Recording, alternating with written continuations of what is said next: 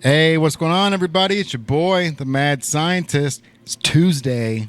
We're back in the saddle. AI, how you feeling? I'm amazing, actually. I feel like this last week with having beyond the stage and everything we've been going through here at Native. I'm gonna warp speed right now, man. We're about to do another Beyond the Stage this Thursday with Young Mosh, so I'm kind of in the thick of things right now. So yeah, bro. This is a great week. Young Mosh is killing it too, man. Dude, they're nasty, man. Yeah, they're nasty. They're gonna bring some crazy energy on Thursday. And it's a seated event, so people are going to go watch them throw down. And we're going to have like a pit on the side, but like you can watch Young Mosh City, which is going to be wild. Yeah, which is crazy. It's the best part. Yeah. You know? Speaking of amazing local talent, man, we were watching some of this guy's music videos before he popped in, and the quality is incredible, bro. Like, you know, I was talking to Andrew about the different things that people are trying to do when it comes to music videos, and it's like everybody's trying to one up the next person, and you know, higher quality, better resolution, and it's like bring out that high camera, you know what I mean, and then you feel like you're in the car, bro. Like you literally feel like you're sitting in the back seat. But without any further ado, Cincinnati's own E the Prophet, bro. How you feeling, big dog? I'm good. Thank you for having me, bro. Dude, I'm so stoked that you're here, man. Andrew's been talking about you for a hot minute, bro. So to actually get you in the seat, I'm here for it, bro. Man, I'm excited to be here, y'all. Thank you for having me, for real. For sure, man. Yeah, man. Actually, he's a Beyond the Stage artist as well. We interviewed him back in November. Seen that for a box office interview, which was our it was the very early of what we were doing in that. Now we've like pivoted some. You taught us a lot during that time. We were learning in the real time. So appreciate you for going through that, man. And now That's what it's about. Yeah, bro, it's all love, and it's great to have you here now on the couch where we can spend more than 20 minutes having a conversation. You know. So let's talk, man. What's been up? I saw you had a show. I got to stop in for a quick second at the tail end of things back in August 22nd, I think it was. Yeah, I was at Madison Live. How did that go? How was that? It was great, man. Hometown shows are always a good time, first off. Hometown shows, yeah. Bro, there's no love like the love you get from your hometown, so I always enjoy doing those. But it was a great turnout, you know. I really tried to give people an experience every time they come to a show, just because it could be someone's first show, and a first impression matters a lot. You know, I want people to enjoy themselves. I want people to feel like they're a part of the production. I want them to actually be able to like sing along, jump along, and you know, do something with the night versus just like paying a ticket fee and watching somebody go on stage. So you know, we even had like specific hometown merch that's not gonna be sold anywhere else. Like that was one time thing. People loved that. That's but really cool. It was just great to get out there, you know, and be in front of the hometown, be able to get a little pride going in the city.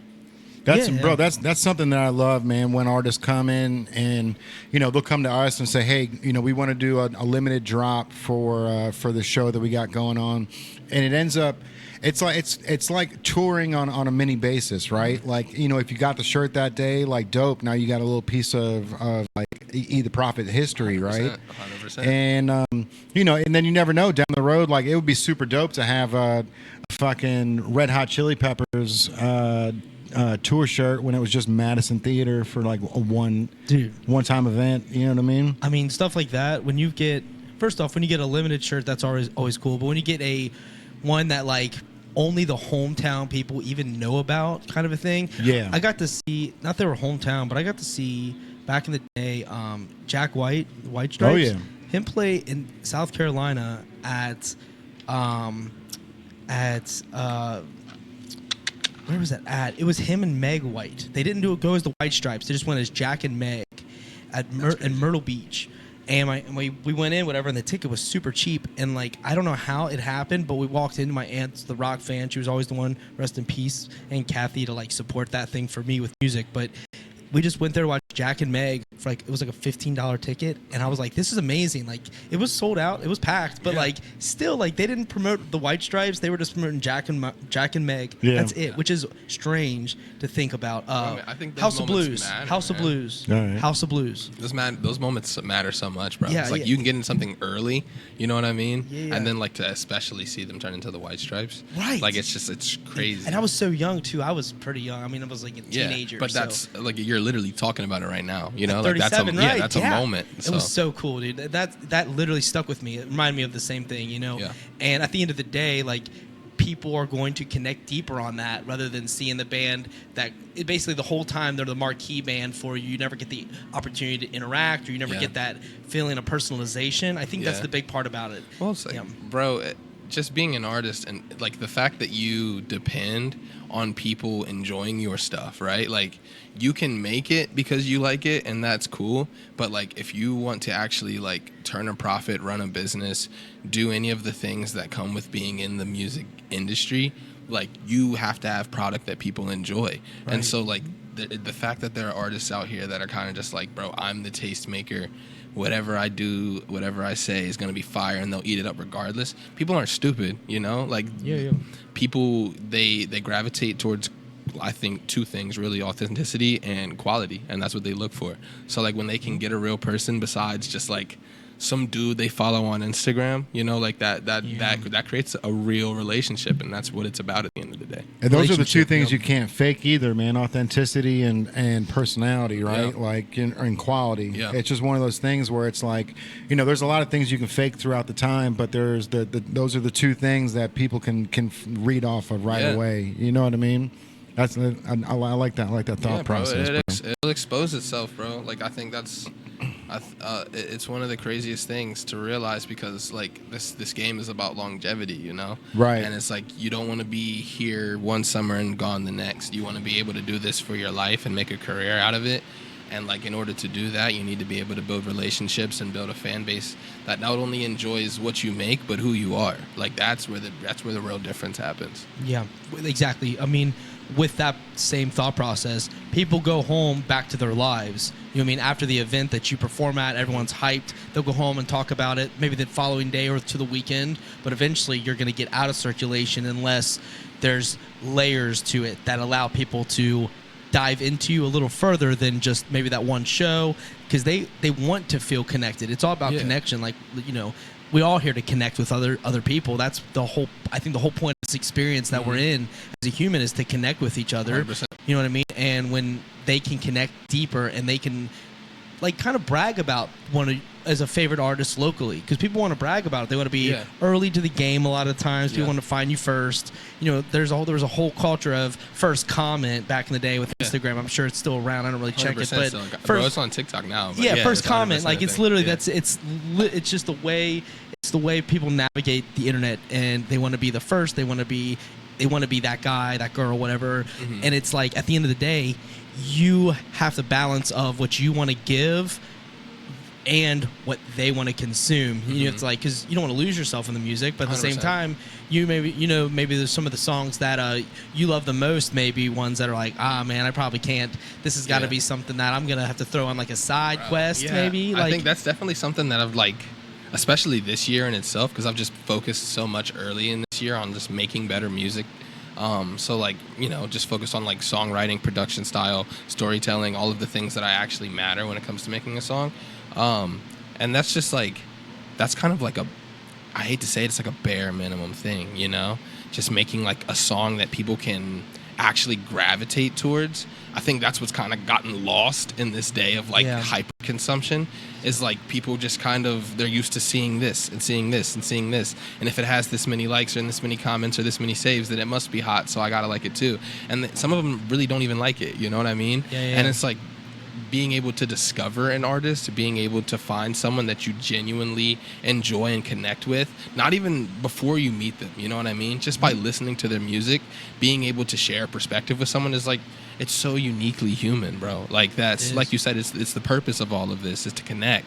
And it's just like, you don't have to, when you're focused on quality and authenticity, you don't have to try to do those things, you know? Right. Like, it's not like I'm out here trying to make friends with everybody at a show. I'm genuinely like happy to see them there, you know? Yeah. Like, let me shake your hand, bro. Let me take a picture. Let me give you a hug. You literally spent your time and money to come to a show, and you can make that money back, but like, you'll never get that time back. You know what I mean? And that matters, bro. I had somebody drive literally 8 hours from Atlanta to come to that show, to a hometown show. In August. Yeah, bro. And it's like, that blows my mind, you know? Like, it's like something I'll forever be grateful for. It's a sick experience. That's incredible. I mean, that shout out to whomever that was. That's awesome. You know, I have two things to say on that. So we were talking about earlier, Jay and I were talking about your music videos, and the video in which you're in the laundromat, it had like storytelling properties as with like the whole thing when you texting him and stuff and make a music video and stuff, and like it caught us in. Not only it caught us in by the style of the camera, how it was like flipping and all these different cool visual effects that really kept you engaged, and the song is just, you're kind of going through a little journey because your music has kind of a ride journey vibe, like journey, like you're not Journey the band, but like you're on a journey with I know you. exactly. I know you know what I exactly mean? It has that vibe when like with bluegrass and stuff like that. But when we're watching this video in the laundromat, I'm just like, I'm getting lost in it. I'm like, wow, man, this is cool. So what was like the inspiration behind that? Like taken to a laundromat of all places, you know? Like, I mean, honestly, bro, a lot of my early inspiration for music videos was just like, I wanted to, first off, I understood that like I was in the unique position to represent Cincinnati and Northern Kentucky and the place that I'm from to like basically the entire world. And I wanted to take advantage of that, and I wanted to give them not only something that was like real and like true to the city and true to my life, but also like something that I've done before, you know? I don't want to like go out and create this like image of someone that I'm not and someone that you can't relate to. I just want to be me. I want to be E, and if you like E, then you like what E does, and if you like what E does, then you'll probably like E's music too, you know? And it's like that's what the video was about.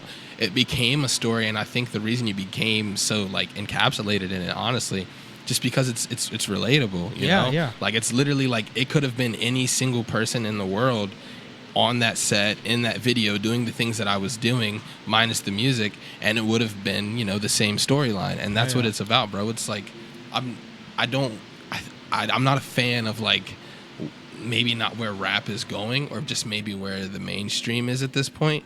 It's just like I grew up in early 2000s and music was very relatable, you know? Like Kanye West, before all of the stuff he's been through, he was making music that like I could understand as a person, bro. You know, like I've never driven a Lamborghini, and I've never been to Ibiza, and I've never made it rain on like 17 different women before, so I have no idea how that feeling feels. Right. You know what I mean? Yeah, but yeah. I have been like picked last, and I have been forgotten about, and I have been X, Y, and Z. So like those moments are real, and I think that's what's kind of missing from music, and I think that's kind of where I come in. So.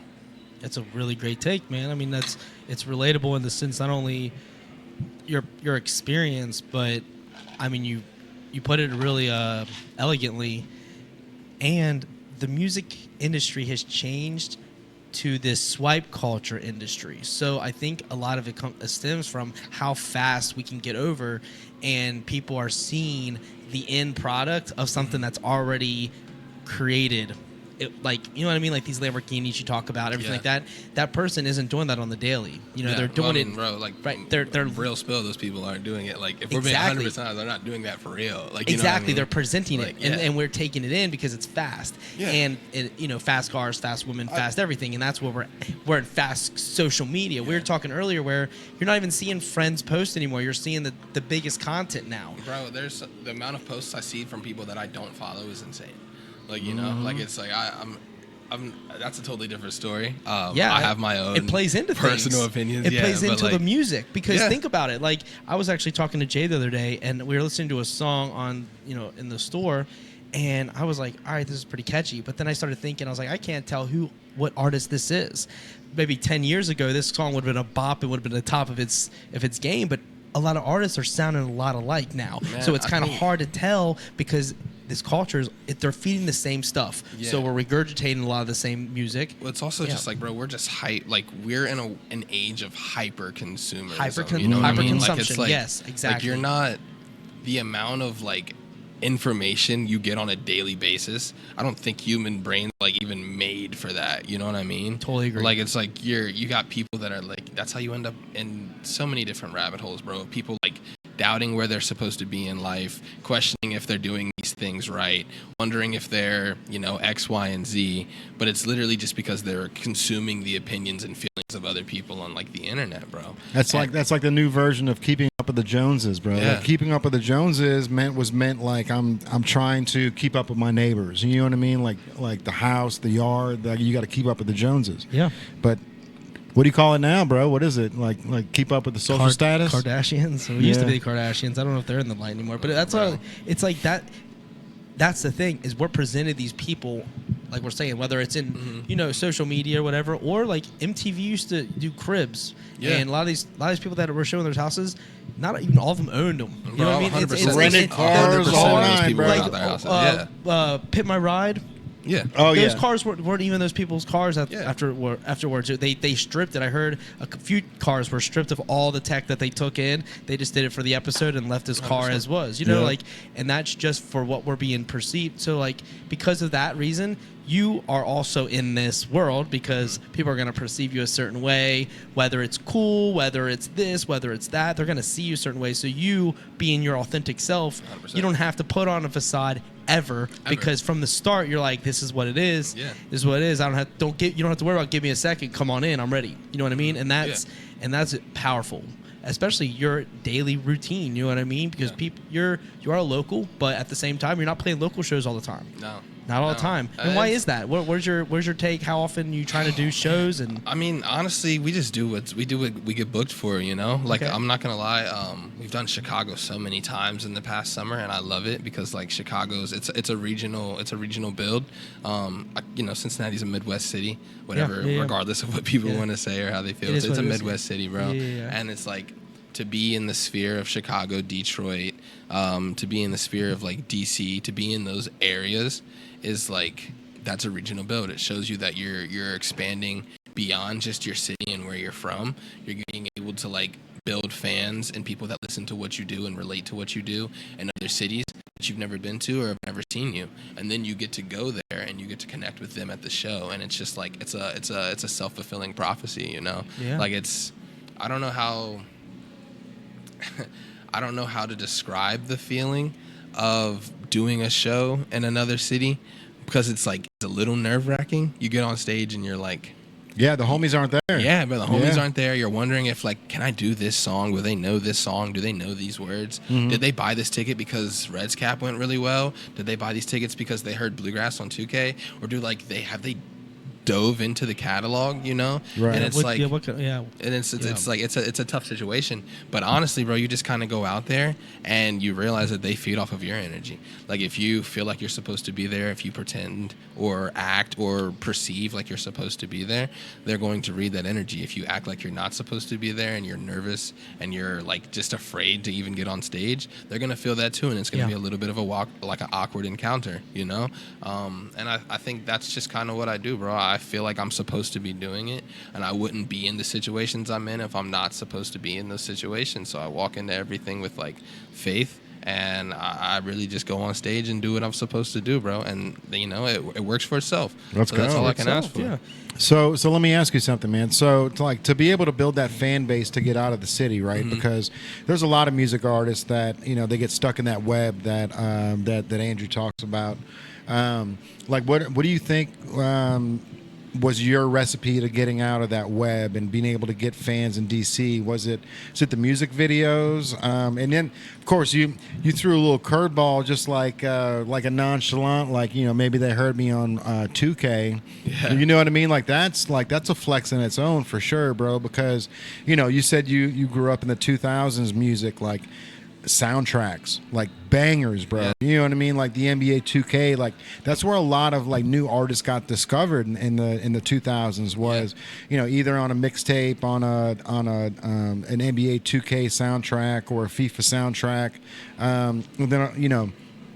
and then of course just being able to put your music out there like you are, bro. So what do you think your move was on like what you saw gaining traction outside of the web? Man, honestly, so it's been like, I've been dropping music, I like to say correctly, and some people say like seriously. I'll say I've been doing it for like 4 years now, right? And like 4 years is a long time in itself, but it's a very short time in the span of like a musical career. Oh yeah. Like that 4 years has been, as much as I've achieved, quote unquote, it's all foundational. You know what I mean? And so it's like a lot of those drops, a lot of the success, it was trial and error. Like anyone that can pull you into the music music business and tell you like 100% I know what's going to work, I know what to do, and I know how to get this, that, and the third, they're lying to you. Right. You know what I mean? Like you have to, there's so many different random like additives that go into the process of things being successful. But really what I did was I focused on the music first, I focused on community, and I focused on building not only my process, but like my brand, right? So like there's a lot of, and this is for like any future artists or artists out there listening right now, a lot of people don't realize like when it comes to the music business, you gotta build different like routes of revenue, right? So you have touring, that's one. You have streaming, that's another, and then you have merch, and that's the third, right? Right. So like early on, I was giving out merchandise to people. Like I literally made beanies and I shipped them to people that like I've made connections with and relationships with over the year, and like was just like, you know, thank you for, you know, the wisdom or the advice you gave me. Thank you for connecting with me. Thank you for X, Y, and Z, and this, that, and the third, right? And then you plant that seed of like, okay, now I'm making merch. People see that. How do I grow from here? Well, you planted the seed of making merch. Now let's sell it. Sell it for a smaller price. Sell like a limited quantity, right? Yeah. And it's like, okay, and then that does well and it sells out. People are now primed to seeing you sell and they're expecting to buy, you know? And so it's like, when you find someone that supports you, bro, they will literally like, if they really support you, they will drive 8 hours to a show. Yeah, they will buy the merch. They will do the things that like that expose them as a super fan, right? Sure. And so it's kind of just like trial and error until you find your process and rinsing and repeating. But it's like you don't want to get stuck and stagnant by doing just the same thing over and over. Yep. So you stick to the process, but you continue to grow as an artist and as a person and as an individual. And because you're growing in these different facets, the music will elevate itself, you know? So it's like, the music, it just, the marketing, all of it. It takes care of itself. Yeah, Yeah, bro. it'll- As you become a student of the game, as you learn to be like a better songwriter, as you learn the in and outs of production, as you learn how to become a better show and performer, like it all just builds upon itself, and it's knowledge that you kind of take with you and work with. You are building, but you're also like elevating yourself too in the same regard. Like you're building because you're stacking things in order for it to become be prepared for conversations with people that are on the next chapter or next step, and you want to get to that next step, right? Yeah. But you're also elevating yourself because the marketing / the ways that you were making music videos before are different than you're making them now, because you're like, hey, that seemed kind of basic for me. I probably could do something much cooler, for example. You just like, bro, you grow, elevate yourself. Yeah, you grow as a find person. yourself. You're all in there. You're just growing like within it. You know, you're already in there. All these ideas are already in there. They're fine. They just gotta find the connectors and all that stuff. You know, like Well, I mean, you just gotta put in your 10,000 hours, dog. Like your 10,000. I love that. Yeah, That's a great statement. you gotta put in your 10,000 hours if you want to be a master or something. And it's like, you can have the record label budget, you can have the viral song, you can have the look, you can have the lyrics, you can have all of these things. It doesn't matter if you don't have the work. And like at the end of the day, that's like the great separator between a lot of people is the work. You can't fake that. You can't. I kind of want to put a visual to that. Like, so when I was saying building versus elevating, because a lot of people are like, well, you're building, so you're getting higher. Well, let's say you're building, and then you get to the platform and you step on the platform, and then you can walk. And when you walk to this person, you guys are walking. You're not walking on your both piles that you both know you've built. Yeah, you're well, walking it's on like, the bro, platform. you're building when you're laying the foundation, but you're on the same level the entire time. Exactly. You know, you're putting yourself in different positions because of trial and error, learning. I mean, like you said earlier, you're making music for the people. If they don't support you, it's all for naught, right? I mean, because you want people to be at the show, you want to connect. That's what we're doing this for. And if you're playing music and you're starting to realize that I'm not connecting as much as I would hope, you're gonna naturally find your way. Some people move quicker than others. It's just the nature of this business, and it's a hard business to be in because there's a million artists right now that they could click on and click you out, unfollow, and you're out of their algorithm, 100%. just out of it like that, you know.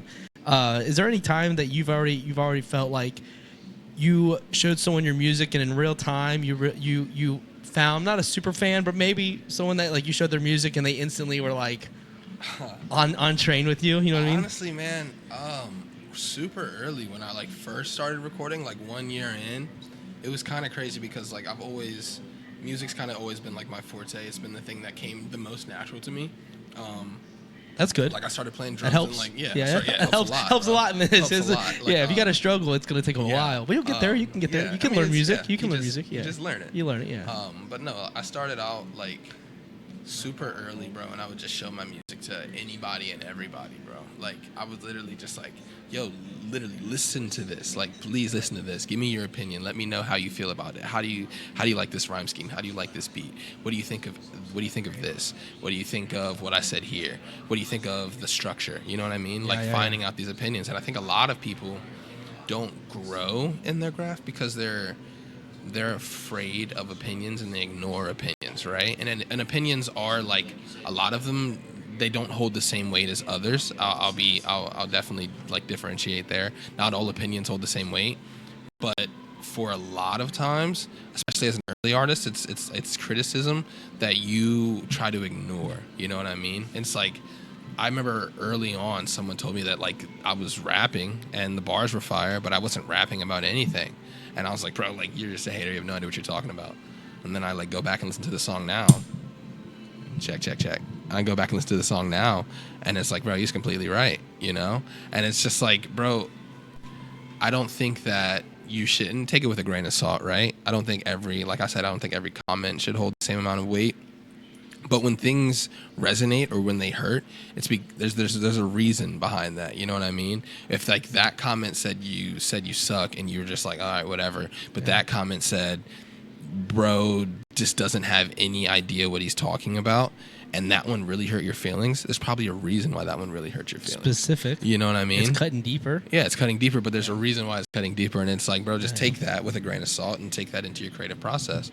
You know? Yeah. Like, I think you can learn from great comments, but you learn more from bad ones. You know, I think criticism is really like a great teacher, and a lot of artists try to like stay away from that early on. And I was just kind of like, I was forced to be open with it, bro. Like I was on a football team when I was making music, so like coaches are pulling my music up during team meetings, and we're like, there's like 130 kids in there, and they're just like showing my music at the team meeting, and like some of them are like bopping around because they like it, but a lot of them are just kind of like laughing at me but not with me, you know? Sure. And it's like just something you have to grow through. And I was like, all right, cool. Like this is gonna build character. And that's exactly what it did. Yeah. You know? So it's like, yeah, bro, hate is a great motivator. I don't think you get any better from just hearing positive things all the time. And that's just like my honest opinion on it. I totally agree. I have the same sentiments on that. I don't know how many times when I was in a metalcore band called Ocean Grid, and we're about to do a reunion show in October, which is exciting. But at Madison Live, actually, with October 30th, that's gonna be a pretty cool night. But everyone used to, like, a lot of people that didn't understand it were like, "You still on that metal shit?"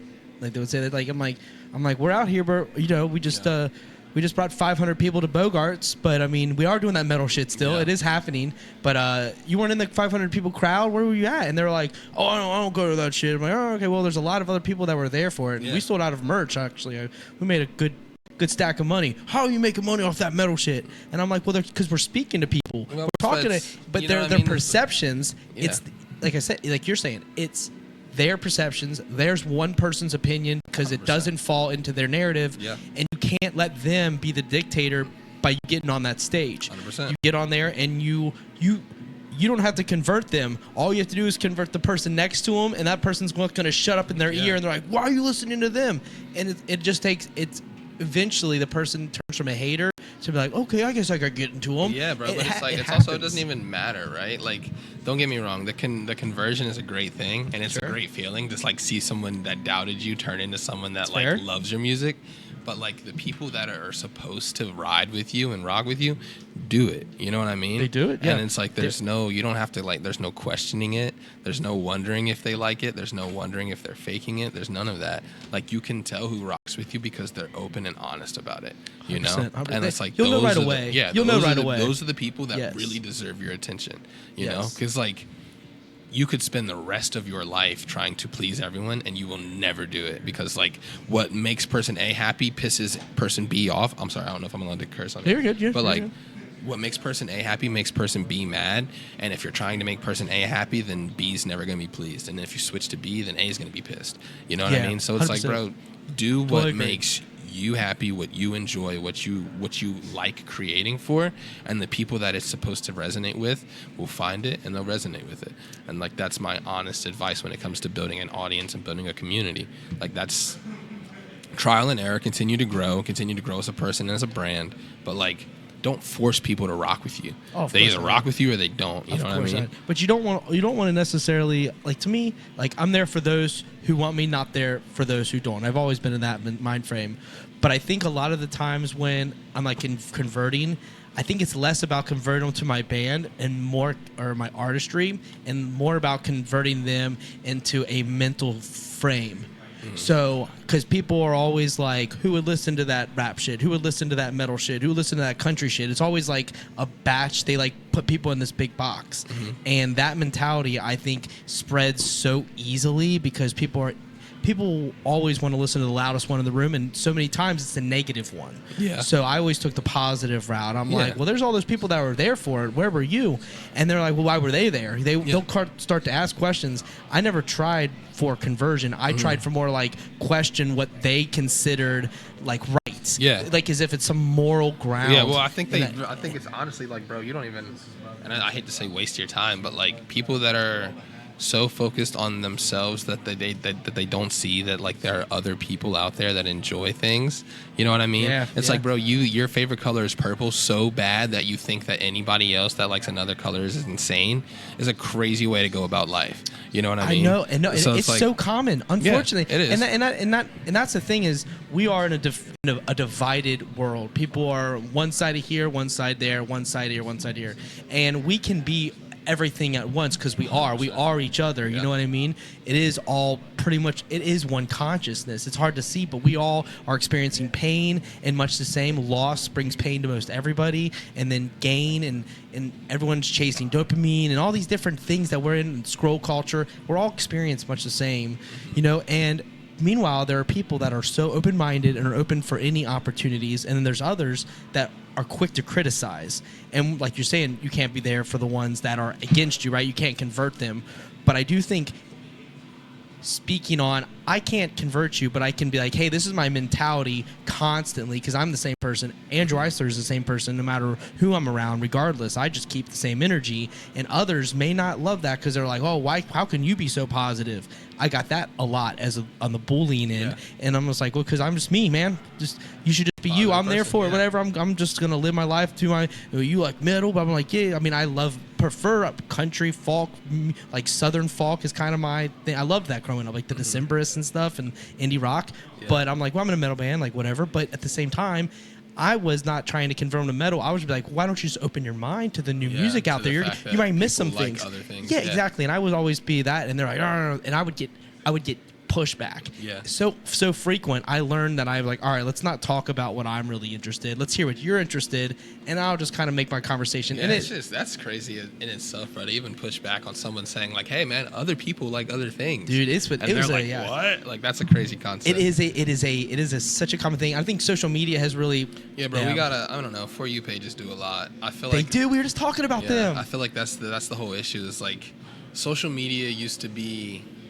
I don't know how to say this. Social media used to be like an additive to real life, and now it's like real life is kind of like played out on social media versus like, you know what I mean? Okay, so that's like interesting when I take, needed a distraction, I used to get on Instagram or like Twitter. Now if I get on Instagram or Twitter, I need to put my phone down just so I can be like calm enough to realize that the world's not falling down around me, right? Yeah. It's like there's so many negative things on the internet, bro, and it's like it really does play on your strongest emotions because that's how you get attention, and we live in an attention culture. Like attention is the new currency, and that's why social media has taken over the way it's taken over. It is. But it's like, bro, I don't know. I think You're nailing it, bro. You're nailing it. You're throwing some gems out there, bro, man, yeah, for sure. But when you live in like a For You page culture, what you end up with is like people who are like, oh, I don't like this, so I'm just going to swipe past it. Or it's like, oh, I don't like this, so I'm going to tell them to show me less of this. Oh, I do like this, so I'm going to like it and I'm gonna save it. And so what you end up with is like an entire page, which is less of like who you follow and who you know, and more of just what you like, you know. Yeah. And so you start to Interest perceive, media. Yeah, bro, That's and what that's what Gary Vee calls it. Instead of like the follower Social kind of media. social media. Well, yeah, it's interest media now. Interest It's like what media. you're interested in. Yeah, So and that's I why think he that, was like- saying like follower count is like it's not going to be a big deal anymore because like the algorithm's gotten so good that you know it's going to keep feeding you your dopamine, whatever your Yeah. dopamine is. It could be dogs, could be cats, could be rap. It doesn't matter what it is. But you know if you're over here liking videos of Joe Exotic, you're going to keep getting videos of Joe Exotic now. Yeah. From other people's pages. From other people's pages, yeah. And that's the best part if you know how to utilize it and know how to, you know, build on something like that. Because you know when I was listening to your music, like the first thing I told Kurt was like, you know, he reminds me of Chip the Ripper.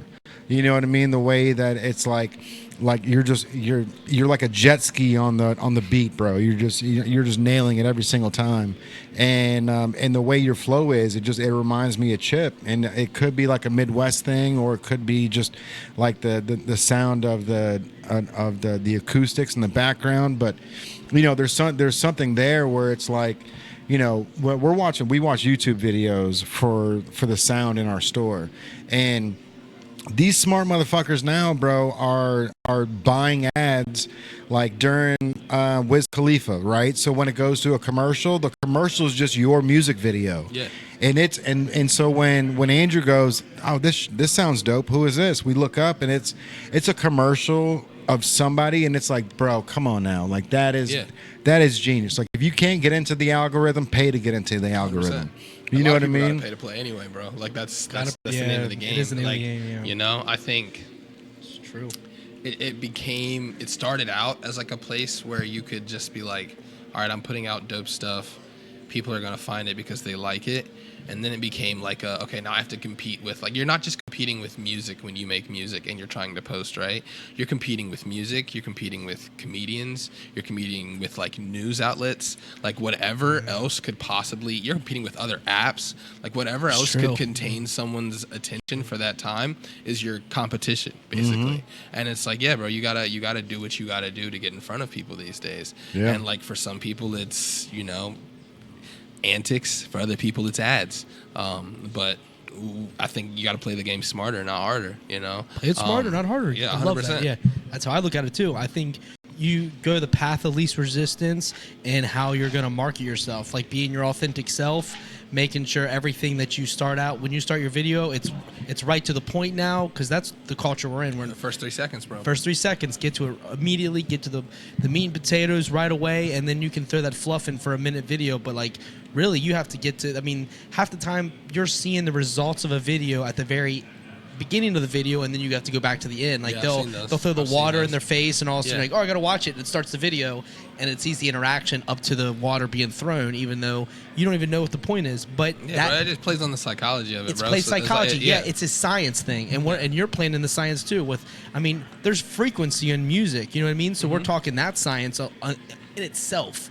So is that ever kind of play when you're recording on like how people are actually listening to your music on the science and the beats? How do you go about beat making so too? early on when I first started, I think it was just feel based, right? So it's like, all right, this is the feeling I get when I made this song. This is the feeling I have when I hear this beat. This is the tone that I'm going to like actually rap with.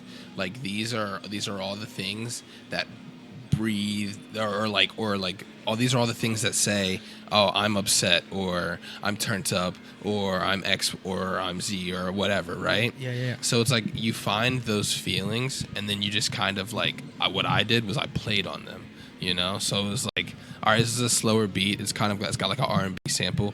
Let me hit it with like a little more of like a smooth tone versus like punctuating every single word and like making sure that I'm super present in my voice, like all of those things. The way that you attack it, it bleeds on to like the feeling and the soul of the song, you know. But you can also, like you said, you can take the science route to it. And it's just music theory, bro. Yeah, like yeah. minor things make you feel sad or scared, and major things make you feel happy, Yeah. you know. And it's like once you find that out in your own way, whether it's through like traditional music theory or just like through experimentation and finding your own sound, I think that makes a world of a difference, because it becomes a lot easier to communicate the feeling and the story you're trying to like give people with the music, because you already have like a super short period of time, you know what I mean? Like some songs are like 16 bar verses, you know. 16 bars is not a long time to tell your story. So if you're able to tell your story but also exude the emotion behind it, people are able to connect a lot faster.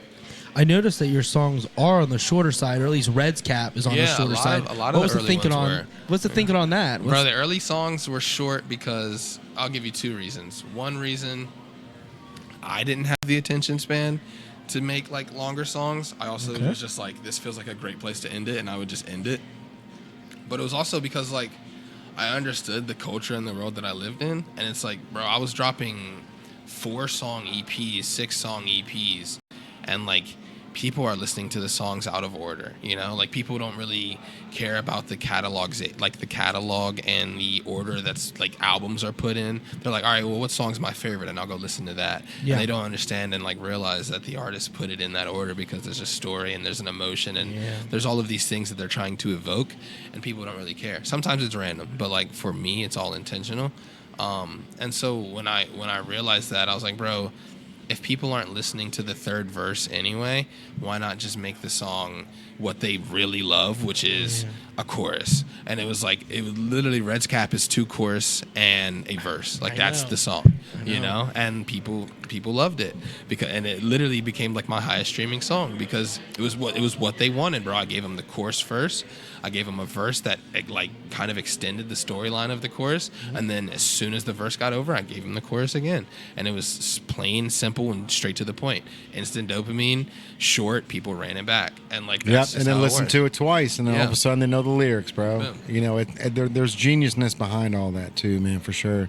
What's that? I love that you just stated all that. That was beautiful. That's amazing because it's so true. Everything was just well said. Yeah, and isn't that Drake song? What does that homeless dude say at the end? He's like 2.5 minutes. Like that's all you want. Oh yeah, you know what I mean? Yeah, and it's like that. That's old school music too, bro. 2.5 minutes was like mainstream 50s and 60s. Like it didn't go past 3 minutes. Yeah, punk music was always short. Bro, it's just like an attention Fast, thing, right? fast, And it's like even the longer songs, the structure that allows them to be long, it still plays on the idea of attention, right? So it's like you get a chorus, you get a verse, you get a chorus again, then you get a bridge, so the song feels like a new segment. You know what I mean? And then you get another chorus, and then you get a verse.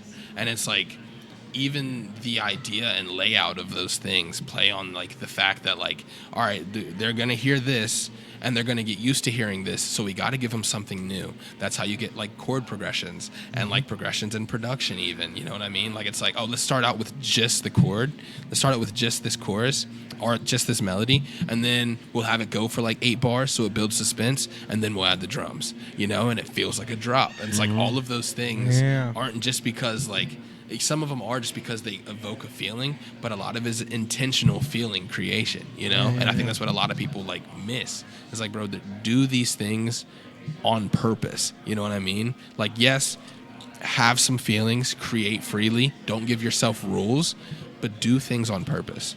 You know, like that's the one thing I could tell people when it comes to creating, is just do stuff for a reason. Yeah, intentionality is so important. It's really, I mean, everything down to, I mean, delivery with, I mean, what you're wearing in the video. Like, I mean, yeah, obviously people want to look fit and stuff and like have a nice fit, but maybe you have a color scheme. You know what I mean? Maybe you're, I mean, there's a lot of red and, you know, horror murder movies because it's not even just in the blood, like the dress on the lead actress and she's in red. You know what? It's just, it's a common thing. Movie directors do it, music video directors do it. But as a musician, if you're making the track with the idea that you already know how the music video or however you're going to visually display your music, be intentional with the creation of the actual song. Like have the video in mind as you're throwing the verses down. Maybe you got to throw a little snippet in there, maybe a little stuff, because you know someone in the background's going to be going, yeah, like, you know what I mean? Like, throw that stuff in there. Little ad-libs. Little ad-libs, you know what I mean? And I think a lot of people try to go back later after they're done. They're like, oh, this idea, can we add it? Like, I've had producers like, yeah, we'll add it, man, that's cool. But when you start, maybe you should start with that building from it and see the progression, you know. I mean, song structure is its own formula. You know, we've done that. Like, there's formulas for everything to make industries big. Like metalcore, when it came out, Joey Sturgis created a whole music scene with like the Devil Wears Prada, you know, Attack of Mice and Men. All these bands back in the day created metalcore in this world in Indiana, and they just with this perfect structure with the chord progression to the verses to the chorus, because they had metal mixing with pop music, and they had to like all put it together so that you could have the heavy and you could have crazy fun poppy songs that you could put together, so you could mosh pit and then jam your head during the choruses. And they were so strategic with the formula, it created a monster that like Warped Tour eventually bled into it. Once it was punk, and it became metalcore and pop punk and stuff, but it was all because of this creation of genre, because of song structure and intentionality. And you know, that is a powerful thing. It created a whole entire music scene just because of how you structure a song and how intentional. I mean, it's like, dude, your goals are one huge thing, and they're great to have goals, but like one thing I've definitely learned this year is like the plan is really where the magic happens. You know, it's like, bro, because it's like preparation, bro. You have this end idea in sight, right? It's like, okay, I want to be the greatest rapper ever. All right, well, what are you going to do to be the greatest rapper ever? You find out those things and you execute those things, and there's no way it doesn't happen. You know what I mean? If it doesn't happen, then you find out you're not supposed to be the greatest rapper ever. You know what I mean? Like, either way. But, like, a lot of people, and I don't know if it just comes from, like, being hopeful, a lot of people are just like, I want to do this. I want to be huge. I want to be a pop star. I want to be a rock star. I want to tour. I want to go on these 50 state tours, but they have never done a show outside of their city. And it's like, bro, you're not planting any seeds. You want to do a 50 state tour, hit 6 of them. You know what I mean? And it's like, bro, you look at your favorite artists, look at the success they've had, and look at the places they've been and the things they've done, and realize that none of that was on accident. Right. You know? And it's like yeah. a lot of creativeness comes from being on accident, and like you can make great songs on accident, but like the execution of who you are, what your brand is, what your career is going to be, that's purposeful. That's intention. You know what I mean? Like, bro, The Weeknd didn't become The Weeknd on accident. Michael didn't become Michael Jackson on accident. Like, these are all actual steps and plans that people executed on to become who they became. It takes years, bro. You know what's crazy? Sabrina Carpenter, right? She's everywhere now. When Native Brand had a store at Rookwood, so we were like right next to Buca de Beppo, I was in the back of a furniture store. So it was a furniture store in the front, and then the back half, they had the Native Brand, and they wanted to split rent. And to be honest with you, the guys that owned the place, they were trying to piggyback off of like whatever I was doing. Like, they were trying to figure out how they could tap into the city. But Sabrina Carpenter did a concert in that parking lot, bro. And this was, so back when I had Rookwood, that had to be like 9-10 years ago, right? And like, you see her now and she's everywhere, and you're just like, holy shit, like, industry plant. You know what I mean? Like, she's like, all of a sudden she's at the top of the food chain. But like, she came into the store, she fucking took photos with Aslan when Aslan was probably like 8 years old. So it's got to be like 8-9 years ago that she was there. Okay. Yeah. And it's just crazy to see that, like, it takes years, bro, to become an overnight success. 100%. You know what I mean? And like you're saying, like, you've got to have that foundation, and you got to make sure that you believe in yourself. But you know, you got to make sure that you're checking all the dots. You know, you can't just sit there and say, I want a 50-state tour when you haven't even tapped Lexington. You know, you haven't even gone to Louisville. You know, and these are those things that you need to do as an artist. Like, hey, if I can make $150 at this event, it'll pay for gas and it'll pay for me a place for me to sleep. You know what I mean? And those are the things that you need to do if you believe in yourself and if you want to be the biggest artist in the world. seeing videos of Travis Scott, bro, like Doing concerts in front of in 15 Houston, people, bro. Dude, crazy. 15 people in the crowd, and he's got that same energy today Yeah. that he did 15 years ago when everybody was just on their phones, bro. Just he's on stage, just literally just doing the manic mode, whatever he calls it, bro. But to see that and to see that, like, he put in the work, you know what I mean? Like and like you said, when you go on stage, like, you have to have that energy. Like, even though, like, these people might not know who you are, you want them to know who you are on the way out. Yep, 100%. It's So- like, bro, every stage you get on you should treat it like you're meeting new fans. Whether it's a hometown show, whether it's actually in front of new fans, like every show, you should treat like you're making the first impression for someone. Because you are. Because you are. Yeah. Exactly. And it, like, back to your point, bro. Like, yeah, Sabrina Carpenter was doing that 8 years ago, and people now are like, oh, bro, she's everywhere. Like, she just came out of the blue. And it's like, bro, she was doing this for almost a decade. I'm pretty sure, like, the average length of time from first recording to nomination of Best New Artist for last year's Grammys was 7 years. Crazy. Best new artist. Best New Yeah. Artist. 7 years. And, like, people are like, bro, Little Pump came out of nowhere. And it's like, bro, Little Pump was doing shows for God knows how long before he ever decided to go viral on the internet. Yeah. Like, Drake was doing songs long before. Bro, Drake was Degrassi before he was Drake. You know what I mean? Like, True. he didn't just start rapping and get signed to Wayne. He had to become hot before he got signed to Wayne. Yeah. Ye had to be, like, bro, Ye was fighting people to take him seriously as a musician because they were like, Closed mouths don't get fed. I You feel seen me? that moment, bro. Bro, like Did you see that moment when Kanye, like, this was back when Kanye and Jay-Z, like, weren't that close, and he was in the studio with Jay, and Jay was walking out, and this was still when his fucking mouth was wired shut. Yeah. And Jay was on the way out, and he was like, yo, before you get out of here, I want you to hear something.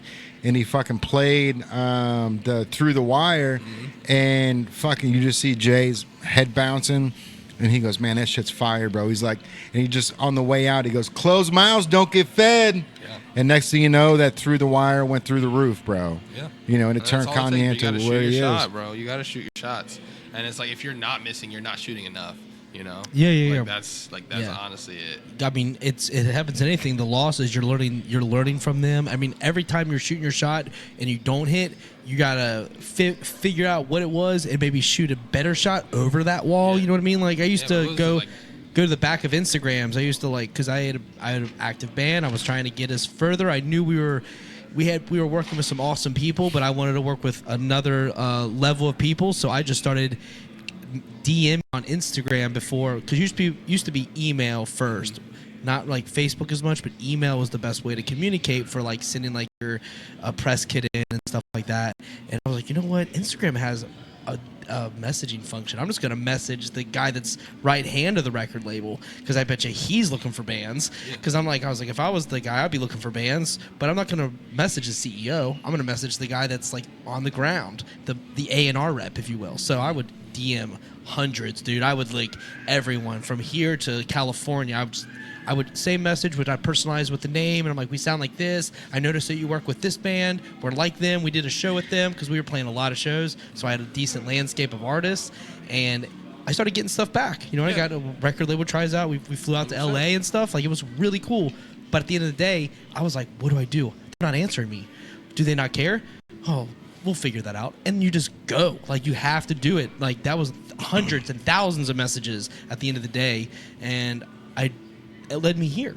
Yeah. You know what I mean? I didn't realize it was going to lead me where it led me, but here we are now. Exactly where you're supposed to be. Exactly. All because of, so many messages. If you look back at the back of Facebook and Instagram, dude, it's like, bro, you know hundreds. what's crazy? So I've got a buddy, Josh Kelly. He's a music artist. He's had a bunch of songs that you hear, like, in Targets and stuff like that now, right? Uh-huh. But before he was famous, this slick motherfucker went on LimeWire and Napster and downloaded all of the music that sounded like him, right? And so you remember when Napster was around, you can message people while they're downloading from you. You know what I mean? Okay. So as they're downloading, you can right click on them and then you can send them a message. So Josh Kelly, he downloaded a bunch of David Gray music. And so when people were downloading David Gray, he would write them and just say, hey, if you like this dude, David Gray, check out this guy, Josh Kelly. His music is dope. And just kept doing that. Smart. Bro, So smart. within 3 weeks, he had somebody from Hollywood Records illegally downloading David Gray off of him. And he hit him up and said, hey, if you like David Gray, check out Josh Kelly. And then this guy's like, do you know Josh Kelly? And he's like, yeah. And within 10 days of that conversation, Josh had a record deal with Hollywood Records. That's amazing. It's just smart. It's thinking outside the box, yeah, bro. that's exactly what it is. It's literally using the tools in front of you and how to use them the best, most effective way. Because and now he's married there's a to lot of Katherine noise. Heigl, a chick from Grey's Anatomy. It's crazy. All from Napster. Yeah, all from Napster. Oh, Napster. I mean, dude, downloading music back then, things were so different, man. Like, Yeah, bro. you know, that's another thing that we haven't really touched on is how do you feel about, like, when you are, how do people mostly take in your music and get it? Like, How do people usually consume like the Yeah, how do they consume yours, The or most they- common route of consumption for me is Spotify. Spotify, okay. Spotify, YouTube, and TikTok probably. what do you, because YouTube is, I mean, obviously music videos, where Spotify was more like them plugging into the, you know, Yeah. or attaching it to the car. But like, so when you're releasing stuff through Spotify, do you like, when you're looking at the numbers and the metrics and stuff, how do you decide like what your next move is with that? You know what I mean? Like, So yeah, I mean, I don't. It's tough, right? Because you want to use the metrics to decide what you should and shouldn't do as far as like running a business. But I don't think that you should ever let metrics decide what you should and shouldn't do creatively. Okay, You know yeah. what I mean? Yeah. So I don't. I'm let, saying like, in general, the metrics, because Yeah. Spotify is is the biggest, but it doesn't necessarily pay out the most, same. no. Exactly. So it's important, but it's a I mean, unique bro, I maneuver. think you just hit every market. Like my music's on everything. It's on Spotify, it's on Apple, it's on YouTube, it's on Amazon Music, it's on Tidal. It's anywhere that you can consume it. You know what I mean? And my audiences, like we've said earlier, just kind of exposed itself, and that's where they are. They live on Spotify, YouTube, and TikTok. And like I've learned that throughout the years. So it's like that's kind of, I guess that kind of answers your question as Yeah, it far does. as like how I let my metrics decide what I'm going to do. Yeah. You know, you don't want to like. Do you do it at the same time? Do you release YouTube Yeah, I and release- Spotify I all at the release- same time, or do you drop them? So there's different. I would say there's a kind of like a stagnation when it comes to like an Okay. actual official video. That's what I'm curious So about. yeah, Yeah, I'll go like streaming first, release the song first, even have the song on YouTube, just like a visualizer or something. Okay. And then I'll drop the video later on in the release, kind of to like build more attention to the song, right? Because it's like every post that you post on Instagram isn't guaranteed to hit every follower you have, right? Yeah. So they might not see the original post, but they will possibly see your story, or they might see the teaser that you dropped for the music video, and they might be like, oh, I like that song, that sounds fire, is that out from here? And then they can go listen to it there. You know what I mean? So it's like having all of these different routes of consumerism and using them to your advantage, right? You don't want to like I do believe you want to drop all of the music out at the same time, but when it comes to visuals and things that are kind of like extra narrative, I think you want to stagger those and bring them in later on in the rollout, just so you can have like, you give the song more life. You have something else to push besides just literally the song. You're refueling it. Yeah, you're refueling it. Exactly, because I mean, yeah, you're definitely going to see people listen to it at a certain platform and not venture elsewhere. But then you're also going to see people like, I found it at Instagram, but I couldn't listen to the whole song. Yeah. I only got this much of it. I need to find it Spotify. That's where it'll be. Yeah. You know, because they're gonna resort to where they know it's going to be at. Yes. And yeah. I got a question, bro. So like my Instagram, it's a business account, so I'm not allowed to use like any fun music, bro. Like any music that's out, like it's not even in my database. Like I Yeah. can't find it. I can't even find "Welcome to the Jungle." You know what I mean? Like any of those songs, like it's not a part of the database of the business side of Instagram. So like I've told Kurt and I've told a bunch of music artists that come in here, I'm like, you know, if you want to try to make it in the industry and jump through the back door, figure out how to get your music onto the business side of Instagram, because there's like there's only 3 music artists that I use on Instagram, and it's the exact same song every single time, bro, because of the fact that like they're all so generic that it's like it just sounds like somebody with a keyboard just trying to come up with some quick 30-second stint. But then there's this one music artist on there that's like, you know what, I'm gonna take my hip hop music and put it here for free for the businesses to use. And for me, I think that's genius, bro, because like, a lot of these businesses that have business accounts, like they've gotten to the point where they've gotten past, the regular like common music, right? Yeah. So now we gotten to the point where we're getting bigger and we're getting noticed, but all the music is being stripped from us. So like if you can figure out how to get your music onto the business I'm side, wondering if that's like a copyright thing. it's got to be, bro. It's Yeah. got to be, and I don't know if there's a publishing company that deals with Instagram, but that's something that So I know you can like especially you can list things for like copyright on YouTube, especially in the back end. Mm-hmm. That might be a distribution thing that you can possibly do based on like who your distributor is. But I have heard, I can't actually remember the name of the artist, but I've heard of people that have like lifted the copyright on their music so people can use them in like YouTube videos and streams okay. and stuff like that. I think that's the move. Yeah. I wouldn't be worried. I would rather it be in all over everyone's streams. 100%. If I'm the only one they can use, you know what I mean? Like, I'm the only one available because there's so many copyright hoops you have to jump through. Let me be the one to put it on it, because if I can get 3 songs you can choose from and I have the rest that I'm going to take those copyrights for, dude, use my stuff and tag me.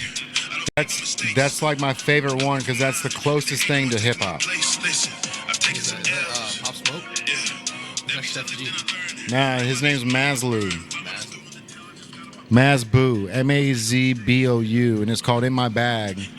But I mean, I use this one all the time, bro, and that's the best song out there. And there's so many like my friends can create better music than that. No, it's got to be a copyright thing for sure. That's probably it's a copyright thing on the back end. Let's see what else. Mike Floss was another one that I like. From a long way away, I take risks. Swing around that corner, I can't miss. I can't go back, I can't. And these are all 2.5-minute songs, bro. Like you might be able to dump Red's Cap right on there. So are those songs, you can use those or you can't? I'm allowed to use these, yeah. Okay. So like if you go in here right now, if I just even try to type in Drake, no Drake comes up. It's all just other stuff, right? See, that's The way that's the thing is. I mean, it Like makes, this. I don't know. I think you gotta depend on like where your audience is, right? So like Drake, if he has the copyright on stuff and businesses can't use it, that makes sense because Yeah, for sure, you know what I because mean? because it's his Drake. property, right? Yeah. But for somebody like you or an up and coming artist, like to be able to get your music onto this side of the platform, where if Native Deodorant or if Procter and Gamble or if any business account on Instagram, bro, it could be the NFL. You know what I mean? That just ends up choosing your song to put on a 30-second clip of one of a Jamar Chase touchdown. That's how 2K happened. Actually, they just reached out through email. Yeah, bro. Tell me about this story because I've been waiting to hear about it, man. So it was actually kind of crazy. So it was the song Bluegrass, and it was weird because I got this email. It was I want to say like a Monday morning. So you didn't reach out to them. You just had the song out there in the atmosphere. The song was out. Bluegrass actually did really well for itself organically. Mm-hmm. It was streaming. I want to say 10K, like probably the day it came out. Like it was doing Nice. really well. That's awesome. Ended up on like some Spotify playlists and stuff like that too. So I'm not sure where they got exposed to the song from, but it was just dope that they did. And so I'm getting this email like Monday morning, and it says it's from 2K, and they want to use this song on the game and all this other stuff. And I'm like, bro, there's no way this is real. Because Of course, yeah. Like the week before that, I got a fake email from like Rolling Loud, and it was just funny. So I sent it to my management. I'm like, bro, is this real? And he's like, reply to it and find out. So we reply, and it was legit, and it was just kind of like a crazy moment. The woman actually, I think her name is Victoria Fox, and she was based in Cincinnati at the time when she was like reaching out to use the song for the game. Wow, dude. Yeah, so it was just dope to see. I don't know if she got exposed to it just being in the city. You know, how sometimes you're like, For You page in your algorithm gets a little like local for a little bit. So I'm not sure if it was that or if she heard the song somewhere else. And I never actually did get to find out how she got exposed to it. Oh, okay. But yeah, it was just a dope moment. Hell yeah, bro. That's and awesome. Did you go out and buy the They video sent it, game? bro. They sent the game. Yeah. No They shit. send All you right. a copy of the game and they send you like some VC for being in it, so you can like. I'm not a big 2K guy. I'm honestly, all honesty, I'm trash at 2K. But like, yeah, they sent me the game and they sent me a bunch of VC. So if I wanted to like make my own My Player and max out, I could have. But sick. yeah, it's cool, bro. It's those moments that really like kind of show you how special this stuff is, dude. Yeah. Like it was the same year I got that, and then I got there was a game made by Ethan Hawke, who I think it's called Pro Era. It's like the VR NBA NFL game, and it was like Lamar Jackson was the cover athlete the first year they came out, and they used another one of my songs. So it was just like, yeah, I got 2 sync placements within like the same 3 months, and it was just like, it was a crazy experience, you know, to go from 0 to 2 like that. It was just nice. Yeah, that's huge. I mean, especially for a local artist around here to get a placement. To not even put your hat in the ring Yeah. and still get chosen, bro. Come on. Yeah, to just be selected. That's crazy. That is Because you know crazy. how many people try probably like we were saying, like soundtracks, bro, and the NBA 2Ks, NFL 2Ks, like all that shit, like that's where people find their new favorite artists.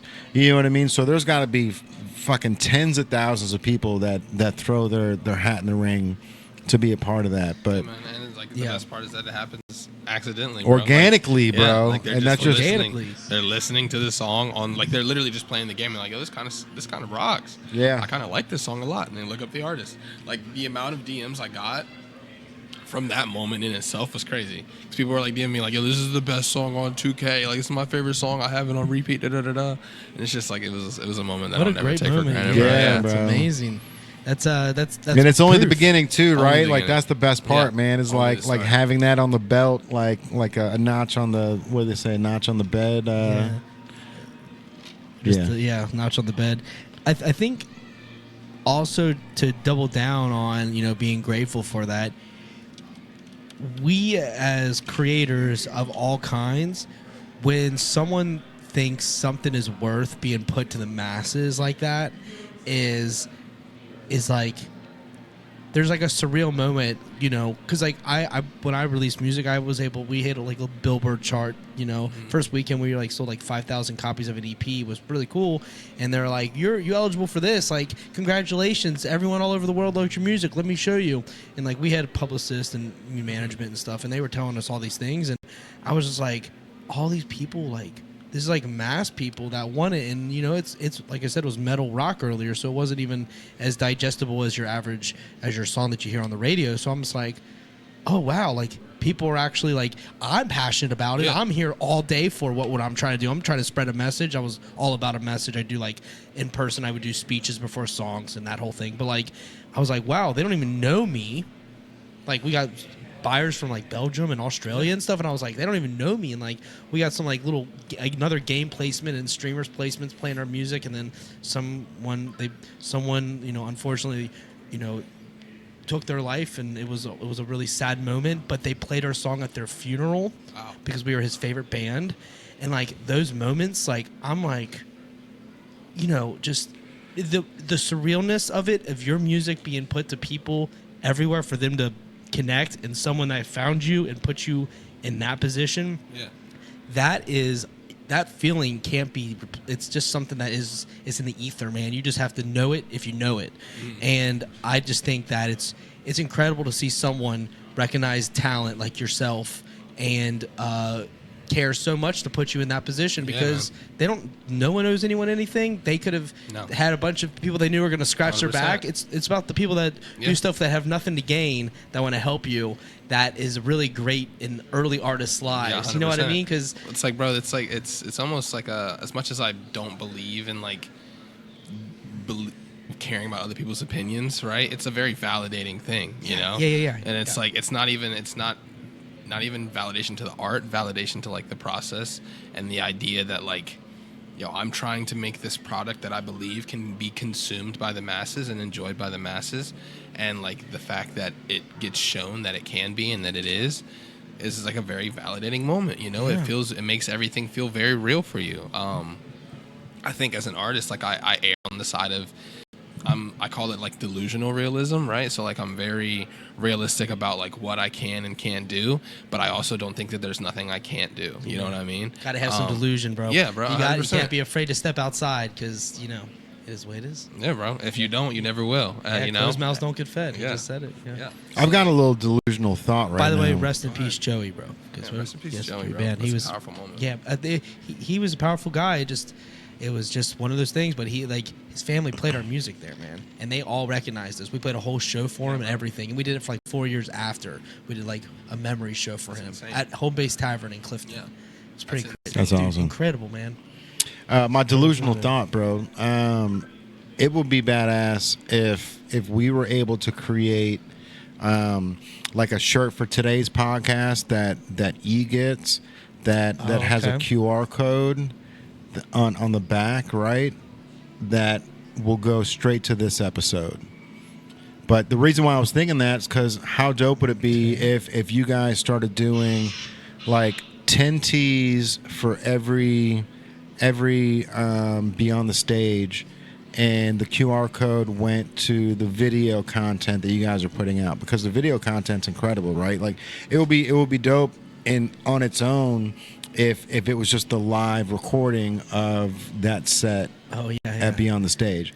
But being able to use the QR code on the back and only selling 10 shirts and be like, hey, if you guys want this entire concert like at the palm of your phone, we've got 10 shirts right here.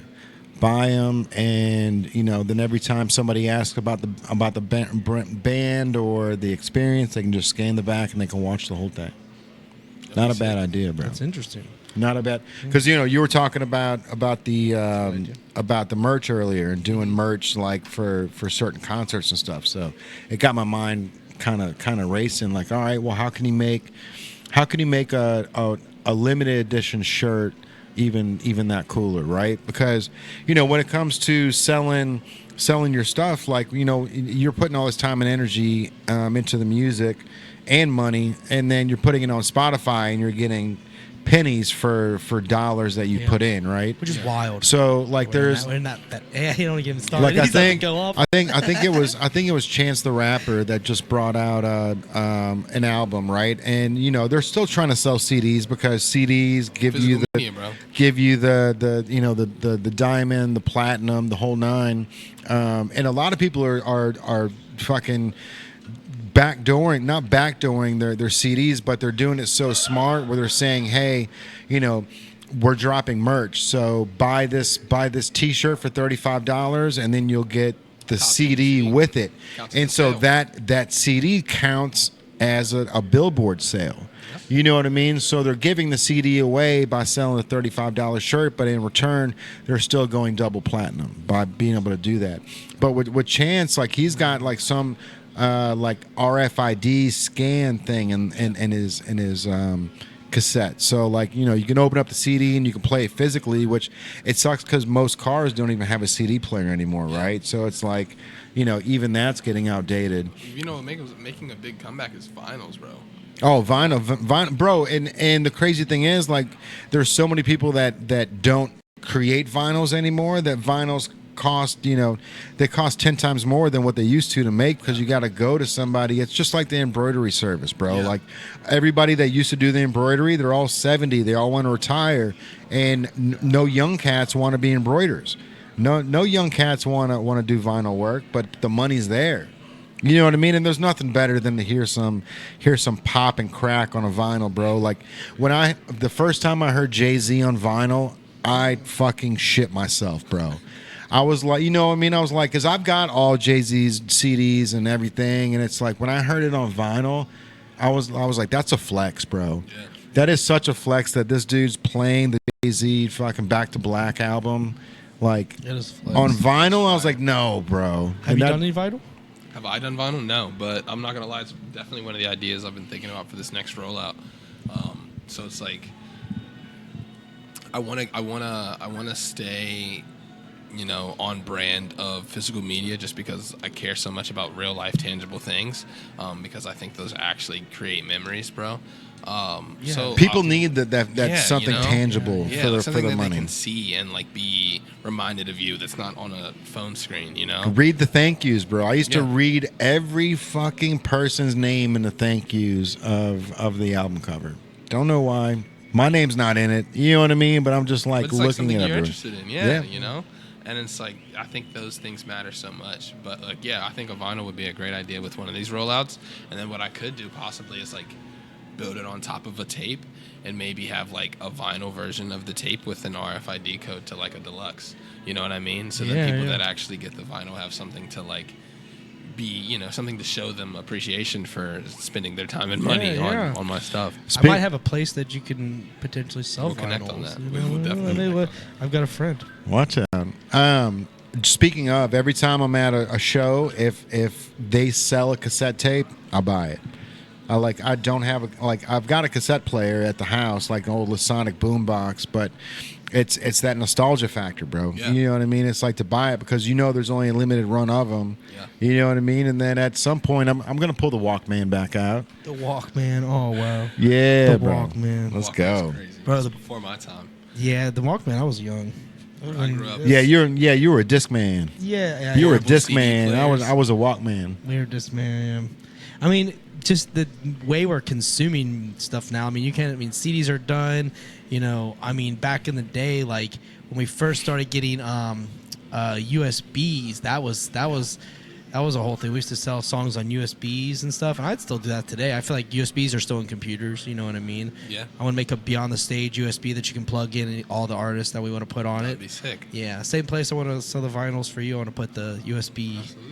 Yeah, you know what I mean? Like that's kind of what I want. I mean, it's just about creative ways to connect music. You know Yeah. what I mean? Like, I mean, we can't put CDs in CD players anymore because they're not offering them anywhere. Even No. MacBooks don't even have them. You know what I mean? No. You have to get extensions. Yeah. So, I mean, but people that are getting vinyl players are making sure they're getting their vinyls that they want. You know what I mean? They're intentional about their purchases. Yes. And that's what we're trying to speak to. They're you know very what I mean? serious about their purchase. They're yeah, about bro. purchase, And it's like yeah. it's also like I don't know. I will say this. I have to leave soon, so I'll probably leave on this remark, right? Yeah, we can wrap this up, man. Actually, No, bro, yeah, you're good. But I'd it's love, like I'd love to step back and take some photos before you yeah, go. absolutely, Yeah, 100%, yeah. 100% can. But it's just like the idea of like seeing physical media, right? Like you said, bro, you were reading the thank yous on Yeah. the vinyl. You know what I mean? Like holding it in your hands and like seeing it with your own eyes in the real world is so much different than just like tapping your screen and hearing the song. Yeah. You know, like there's an actual experience. The booklet and the it CD. involves your senses, you know? Yeah. Like, bro, it's like what are you smelling in the moment? What are you seeing at the moment? What are you tasting? What memories are you going to have from opening this vinyl? You know what I mean? From The opening the CDs. plastic, ripping this tape. When you Yeah. look at yourself in the CD, it was so clear. Exactly, There was bro. no scratches. Like And there was it's no like, bro, scratches. You look at yourself. That seeing was just, the cover art, like I used to literally just go through my mom's CD collection and just look at cover art. Never played them. We'll just look at Outcast the cover AT art. Aliens. That's the best Bro, CD on the AT planet, Aliens, bro. yeah. My favorite cover art as a kid was it was the Snoop Dogg one where he was like the dog on the house. The Dog Pound. Yeah, the dog pound. Yeah. Bro, he was the dog on the house, and like there's like a female dog inside of the dog house, and he's like reaching down for her, and it's like I Yeah. remember it vividly. But it's like those literally like those are the things that matter, bro, because they make a huge actual impression, and I think those are the things people memorize. And you know, if you can become memorized and liked, you're in a very good space. Yeah, it's part of like core memories for me, Yeah. man. I got my first Offspring CD. I remember getting Americana, and I just had the CD. I just remember the case, and I was like, "This is." Open it up, seeing this what the CD looked like on top, picking up and putting it in. That little moment is just, man, it set me off. Like Yeah, it was bro. like, this is what it's about. I want to get my music on a CD. There's no better CD here for that. than Outcast AT my Aliens, bro.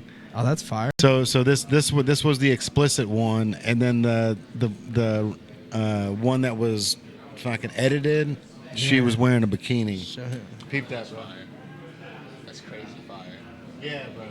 I want to I seriously, I'm gonna redo this and I'm gonna put it on a shirt because that photo is absolutely insane. So like I said, that's the rated R one. That was the explicit CD, and then the other one, she was in a bikini. But Still, bro, and then that even being on the CD in itself, 1996, Being on bro. those, yeah. I mean, that was ballsy to do back then, and of course that was the album cover. It looked like a comic book. Yeah, bro.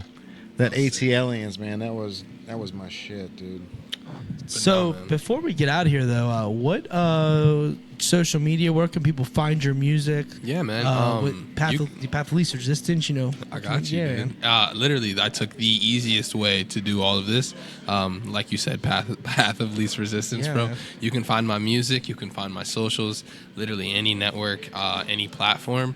And it's just going to be The Prophet. And it's profit like money, PROFIT. There's no spaces, no underscores. The Prophet. Same for Instagram, same for Facebook, same for TikTok, same for YouTube, same for Spotify, Apple Music. I'm everywhere at the same name. You And know? where did the name come from? The name actually is a play on my government name. So I'm named after an Old Testament prophet, Elijah. And I kind of took that and turned it into basically a artist alter ego, which ended up becoming like just me as a real person. And that's where The Prophet came from. That's why I changed the spelling. So That's awesome. Thanks for that information, absolutely, man. bro. Yeah, man. Thank you guys so much for having me, bro. It was a pleasure. So Yeah. For sure, This is a bro. great We're gonna have to have you back on for 100%, sure, man. 100%.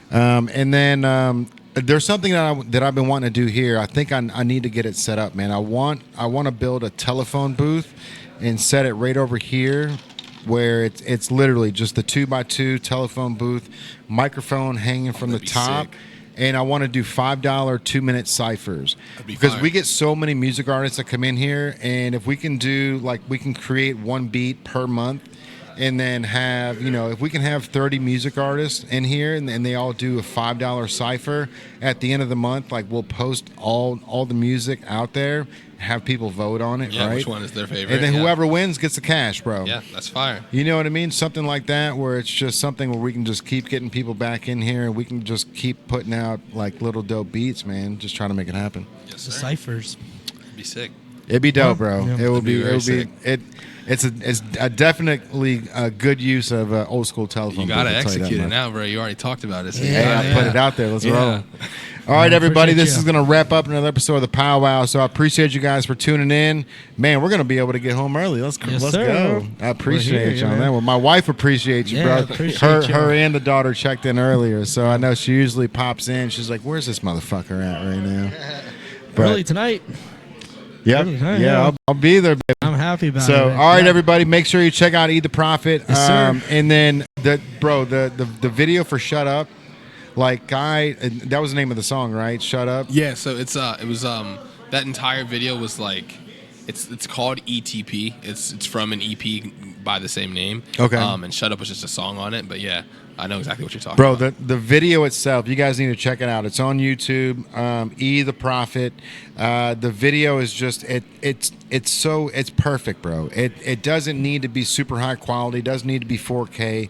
It needs to have that I'm there in the moment, bro, and it's there. I love it. Sam is rock. Shout out to Rocco if he was the one that made that Shout video. out to bro. Rocco. Yeah, Rock's the producer. Shout out Andrew. He's the videographer. Let's go, Yeah. bro. All right, man. We're gonna need to talk to those guys. High eights or the whip. All right, everybody. We'll see you next week. It's your boy Jay Banks. AI. Hey. We out here. Later. Thank you guys so much. Thank you, E man. Appreciate you. That was fire.